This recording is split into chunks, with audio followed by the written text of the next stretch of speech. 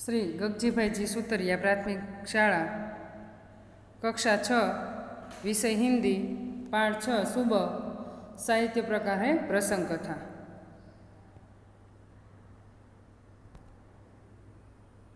बाल दोस्तों, आपने कई सारी कहानियाँ सुनी होगी। आज हम एक ऐसा प्रसंग सुनने जो आप सबको जीने का जज्बा देगा। एक लड़की की हिम्मत कैसी अपनी विकलांगता को हावी होने से बचाती है। इस प्रसंग कथा में 11 साल की रेशमा की बात है। वह लड़की बहुत हिम्मत वाली है। पोलियो की बीमारी के कारण वह विकलांग हो गई। विकलांग होने के बावजूद रेशमा ने अपनी सूझबूझ और साहस से काम लिया। उसकी शारीरिक कमी कभी उसे इरादों में बाधा नहीं डाल पाई।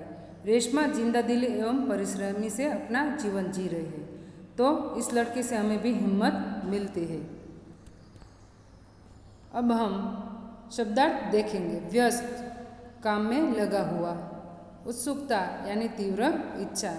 बुजुर्ग, बड़े बूढ़े। त्योहार, पर्व, उत्सव। जिंदादिली, खुश मिजाजी। सहायता, मदद। निर्भर, आश्रित। दृढ़ता, मजबूती। दैनिक, दिन भर का। बेजान, निर्जीव, बिना जान के। बाधा, रुकावट। स्वयं, खुद। इलाज, उपाय। आनंद, हर्ष। अब हम मुहावरे का अर्थ देखेंगे। आँखों का तारा होना, बहुत प्यारा होना। ये मुहावरे आपने कक्षा 5 में नन्हा मुन्ना राही देशभक्त गीत में आपने सीख लिया है। अजय अपनी माँ की आँखों का तारा है।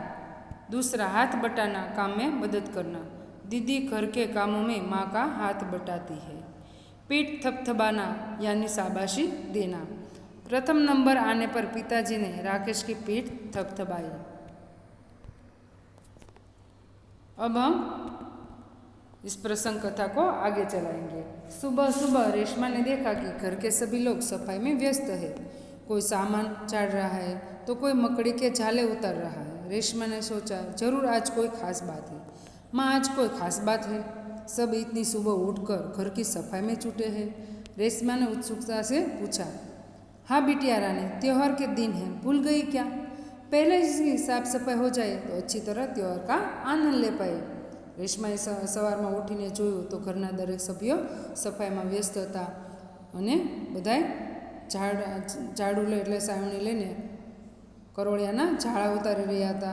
રેશમાએ વિચાર્યું કે આજ કાંઈ ખાસ દિવસ હશે, એટલે માને પૂછ્યું। માએ કીધું કે હા બેટા, આપણે તહેવારના દિવસો નજીક આવે છે અને તહેવારના દિવસો નજીક આવે તો પહેલેથી આપણે સાફ સફાઈ કરી હોય તો આપણે તહેવારનો આનંદ માણી શકીએ। माँ ने प्यार से रेशमा के गाल को सहलाते हुए कहा, ओह, मैं तो एकदम भूलक्कड़ हो गई। पर माँ, आपने मुझे तो कोई काम सौंपा ही नहीं। मैं क्या करूँ, बताओ माँ। अच्छा चलो, पहले नहा धोकर तैयार हो जाओ, फिर बताऊँगी। बहुत से काम है, मैं भी आपकी मदद करना चाहती हूँ, माँ ने कहा।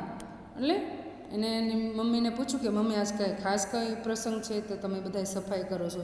એટલે મમ્મીએ રેશમાના ગાલમાં પ્રેમથી અડીને કીધું કે બેટા, તું ભૂલી ગઈ તહેવારના દિવસો? એટલે રેશમાએ કીધું, હા, હું તો ભૂલક્કડ છું, પણ તમે બધાને કામ સોંપ્યું, મને કેમ ન કામ સોંપ્યું અને હું શું કરું તે મને બતાવો। એટલે માએ કીધું તું પહેલાં નાહી ધોઈ લે, એટલે હું તારી પણ મદદ જરૂર લઈશ। रेशमा ने रुआब स्वर में कहा, मदद तो मैं जरूर लूँगी। मैंने तुम्हारे लिए कई काम सोच रखे हैं। ना धोकर नाश्ता कर लो, फिर बताओ। कहते कहते माँ ने रेशमा को उसकी पहिया वाली कुर्सी पर बैठा दिया। रेशमा ने अपनी पहिया वाली कुर्सी को धीरे धीरे धकेला और अपने दैनिक कार्य में लग गई। અને દૃઢતાથી કીધું, સાહસે કીધું, માँ, હું પણ તમને મદદ કરવા માગું છું। અને માએ કીધું, મેં તારે માટે પણ કામ વિચાર્યું છે। તું નાહી ધોઈ અને તૈયાર થઈને આવ એટલે હું તને તારું કામ સોંપીશ। અને માએ ધીરે ધીરે રેશમાને એની ખુરશી ઉપર બેઠાડી દીધી અને રેશમા છે એની ખુરશીને ધીરે ધીરે धकेलती गई ने तो तेनु रोजनो कार्य में लागी गई। रेशमा जब 5 साल की थी तभी से उसके दोनों पैर काम नहीं करते। रेशमा जरा 5 वर्षनी थी त्यारथी तेना 2 पग से काम करता नहोता। उसे बहुत तेज बुखार हुआ और घुटनों से नीचे दोनों पाँव एकदम बेजान हो गए। बहुत इलाज करवाया पर रेशमा के पाँव में जान नहीं आई। उसे पोलियो हो गया था। रेशमा बहुत हिम्मत वाली लड़की थी। शुरू में उसे जरूर दूसरों की सहायता लेनी पड़ती, परंतु अब 11 साल की उम्र में वह अपने सारे काम स्वयं करती है। वह अपने परिवार पर अपने काम के लिए निर्भर नहीं रहना चाहती। જ્યારે એ નાની હતી ત્યારે એને ખૂબ જ બુખાર એટલે ખૂબ જ તાવ આવ્યો હતો। એના કારણે એના ઘૂંટણોથી નીચેના પગ છે એકદમ બેજાન એટલે જાન વગરના થઈ ગયા હતા। એનામાં જીવ નહોતો પગમાં। बहुत इलाज खूब ज एनी दवा करी, इलाज कर्यो पण एने पगमां फरीथी जान आवी नहीं। एटले एने शुं थई गयुं हतुं? पोलियो। तमे पण नाना हता त्यारे तमने मम्मी पप्पाए तमने पोलियो आपेलो छे, पण ते बहुत हिम्मतवाળી लड़की हती। एना पग नहोता पण ए केवी हती? खूब ज हिम्मतवाળી, दृढ़ मनोबळवाળી छोकरी हती। शुरुआत में तेने बीजानी मदद लेवी पड़ती थी, परंतु 11 वर्षनी उमरे ते पोताना बधा ज कामों जाते करे छे। ते पोताना काम माटे पोताना परिवार पर आधार राखती नथी। निर्भर एटले कोईना उपर आधार राखती नथी। परिवार के सभी सदस्य, पिताजी, छोटा भाई गोलू, दादीजी, दादाजी, सभी उसे बहुत प्यार करते हैं। वह सबकी आंखों का तारा है। आंखों का तारा यानी बहुत प्यारा। तो एना घरना परिवार ने बात करी कोण कोण छे? तो कि माँ, पिताजी, छोटो भाई गोलू, दादा दादीजी बधाय ने खूब ज ते प्रिय है। ये बधायना माटे आँखों का तारा है। खूब ज बहुत प्यारी लड़की है सभी के लिए। माँ ने रसोई घर में सारे बर्तन, डिब्बे, बोतलें नीचे उतार कर साफ कर दिए थे। उन्हें रेशमा को आवाज़ दी, रेशु अगर तुमने नाश्ता कर लिया हो तो काम में मेरा हाथ बटाओ। हाँ माँ, मैंने नाश्ता कर लिया। दूध का मेवा वाला दलिया बहुत अच्छा बनाया। એટલે એના માએ એને રસોઈ ઘરમાં વાસણ, ડબ્બા, બોટલ નીચે ઉતારી સાફ કરી લીધા અને પછી રેશમાને બૂમ પાડી અવાજ કર્યો કે રેશુ, તે નાસ્તો કરી લીધો હોય તો બેટા મને આ કામમાં મદદ કર। એટલે એને કીધું કે હા માં, મેં નાસ્તો કરી લીધા, મેં નાસ્તો પૂરો કરી લીધો છે અને તમે જે નાસ્તો બનાવ્યો હતો મેવાવાળા દલિયા બહુ अच्छा, खूब ज सारो बन्यो हतो। माँ, मैं हाथ धोकर अभी आती हूँ। रेशमा अपनी कुर्सी को धकेलते हुए रसोई घर में पहुंची। रेशमा माँ को बर्तन, डिब्बे पर लेबल लगा लगा कर पकड़ाती गई और माँ उन्हें व्यवस्थित ढंग से सजाती गई। रसोई घर फिर से चमचमाने लगा। એટલે એને કીધું માં તમે સરસ મજાનો નાસ્તો બનાવ્યો હતો અને તે ખુરશીને ધકેલતી ધકેલતી રસોઈ ઘરમાં આવી। રેશમાએ વાસણો પર ડબ્બા પર લેબલ લગાવીને મમ્મી આપવા માંડી। જે બોટલ અને ડબ્બીમાં વસ્તુ હતી એની ઉપર દાળ, લોટ, ખાંડ, ચા એવા લેબલ લગાવી લગાવીને મમ્મીને આપતી ગઈ। મમ્મી તેને વ્યવસ્થિત મૂકવા લાગી। રસોડું ફરીથી ચમકવા લાગ્યું। ખૂબ જ સારું સફાઈ કરી લીધી હતી। पिताजी दफ्तर चले गए। माँ को लड्डू बनाने के लिए कुछ जरूरी सामान चाहिए था। गोलू तो बहुत छोटा है, दादा दादी जी बहुत बुजुर्ग है, अब सामान लाए कौन? माँ परेशान थी। रेशमा ने कहा सामान मैं ले आऊँगी। એટલે પિતાજી દફતર ચલે ગયા, એટલે ઓફિસે ચાલ્યા ગયા। માँ ને લાડુ બનાવવા છે મમ્મીને, તો એને જરૂર વસ્તુ જોઈએ છે। તો મારો ભાઈ ગોલું છે નાનો છે, દાદા દાદી બુજુર્ગ એટલે ખૂબ જ વૃદ્ધ છે। હવે આ સામાન કોણ લાવી દેશે લાડુ બનાવવા માટે? માँ ખૂબ જ પરેશાન થઈ। એણે વિચાર્યું કે આ બધી વસ્તુ મને કોણ લાવી દેશે, એટલે એને પરેશાની મૂંઝવણ હતી। રેશમાને કહા સામાન મેં લાવું। રેશમાએ કીધું માँ सामान हूँ तमने लावी आपीश। वह आप मुझे सामान की लिस्ट और एक थैले दे दीजिए। तमे मने सामान लिस्ट और एक थैलो आपी दो। तुम ले आओगी अकेली? माँ ने पूछा। हाँ माँ, एक बार पहले भी तो लाई थी। रेशमा की आवाज़ में डर थी। ने कीधुं बेटा तू जाश अने अकेली एकली जाश? हाँ मम्मी, एक वक्त पहला पण लावी जती ने। रेशमाना आवाज़ में डरता थी। तो ठीक है, तुम ही ले आओ, लेकिन ध्यान से जाना, सारा सामान नुक्कड़ वाली दुकान से ही मिल जाएगा। तो कांई वांधो नहीं बेटा, तू ज जा, पण ध्यान राखीने जजे ने सारो सामान बधी वस्तु है नाकावाड़ी जे नजीकनी दुकान है त्यां ज तने मळी जशे। थोड़ी देर बाद रेशमा सारा सामान लेकर लौटी।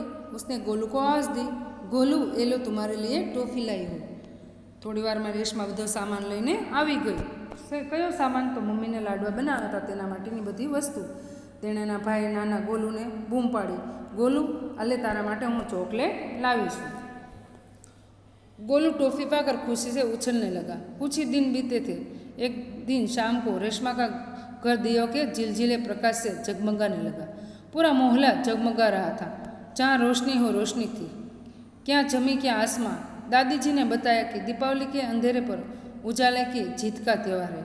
बुराई पर अच्छाई और असत्य पर सत्य की सदा जीत होती है।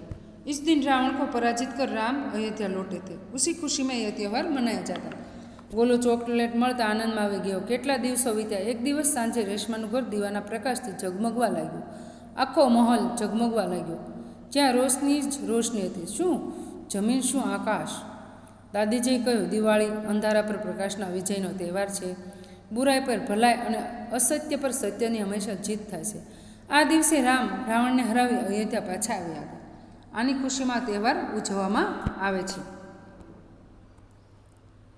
रेशमा और गोलू बड़े ध्यान से दादी जी की बातें सुन रहे थे। कुछ देर बाद सबने मिलकर पूजा की और प्रसाद खाया। गोलू अपने दोस्तों के साथ पटाखे उड़ाने में मग्न हो गया। रेशमा अपने दादा दादी के साथ फुलझड़ियाँ जला रही थी। इतने में रेशमा ने क्या देखा कि गोलू ने जिस पटाखे को बुझा हुआ समझकर छोड़ दिया था, उससे चिंगारियाँ निकलने लगी। गोलू की पीठ पटाखे की तरफ थी। रेशमा चिल्लाई, गोलू गोलू बचो, तुम्हारे पीछे पटाखा है। रेशमा ने गोलू ध्यान से दादीजीની વાત સાંભળી રહ્યા હતા। થોડા સમય પછી બધા પૂજા કરીને પ્રસાદ ખાધો। ગોલુ તેના મિત્રો સાથે ફટાકડા ફોડવામાં મશગુલ થઈ ગયો। રેશમા તેના દાદા દાદીજી પાસે તારામંડળ સળગાવી રહી હતી। ફૂલઝાડ સળગાવી રહી। એટલામાં ગોલુએ ફટાકો ઓલવાઈ ગયો છે એમ સમજી છોડી દીધો હતો। તેમાંથી રેશમાને તણખો દેખાવા લાગ્યો। ગોલીની પીઠ ફટાકા તરફ હતી। રેશમાએ બૂમ પાડી, ગોલુ ગોલુ, તારા પાછળ ફટાકો ફૂટવાની તૈયારીમાં છે। फटाके के शोर में रेशमा की आवाज़ दब गई। सब पहले रेशमा की जल्दी जल्दी कुर्सी को धकेली गोलू के पास जा पहुँचे। उसने गोलू को जोर से धक्का दिया और खुद आगे निकल गई। अपनी कुर्सी की गति के कारण धड़ाम जोर का धमाका हुआ। रेशमा की कुर्सी ने गोलू को जलने से बचा लिया। गोलू को कुछ समझ न आया कि उसे धक्का किसने दिया और क्यों। फटाकडाના અવાજમાં રેશમાની બૂમ દબાઈ ગઈ। બીજા લોકો કંઈક સમજે એટલામાં તો રેશમા ખુરશી ધકેલતી ગોલુ પાસે પહોંચી ગઈ। તેણે ગોલુને ધક્કો માર્યો અને પોતે આગળ નીકળી ગઈ। ફટાકડો જોરથી ફૂટ્યો। રેશમાએ ગોલુને દાઝવાથી બચાવ્યો। ગોલુને કંઈ ખબર જ ન પડી કે તેણે કોણે અને શા માટે ધક્કો માર્યો।